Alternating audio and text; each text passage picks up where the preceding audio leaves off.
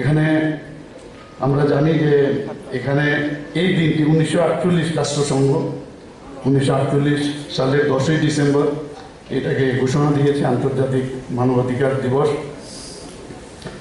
এবং কিন্তু আনুষ্ঠানিকভাবে ভারতবর্ষে সেটা অনুষ্ঠিত হয়েছে 1950 সালে। এবং রাষ্ট্রসংঘের যতগুলো তাদের সদস্য দেশ আছে তাদেরকে বলা হয়েছে 10ই ডিসেম্বরকে যেন তাদের এই দিনটি আন্তর্জাতিক মানবাধিকার দিবস হিসেবে পালন করে।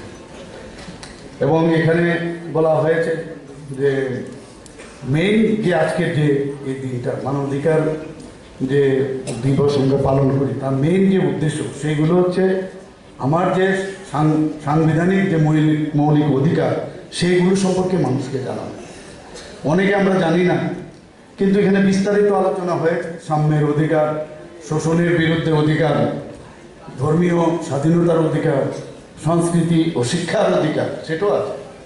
এবং সাংবিধানিক উপায়ে তার প্রতিকারের অধিকার সেই অধিকার আমাদের এই আইনিতেও সেই রক্ষা কবচ কিন্তু আমাদের মধ্যে আছে। আমাদের ফান্ডামেন্টাল রাইটসের মধ্যে আমাদের সেগুলো অলরেডি বর্ণনা করা হয়েছে।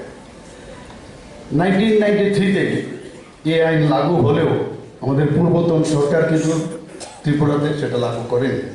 যখন এই বিষয়ে কেস করা হলো সুপ্রিম কোর্টের আদেশে 2016-তে এখানে এই আমাদের এই যে কমিশন সেটা শুরু হয়।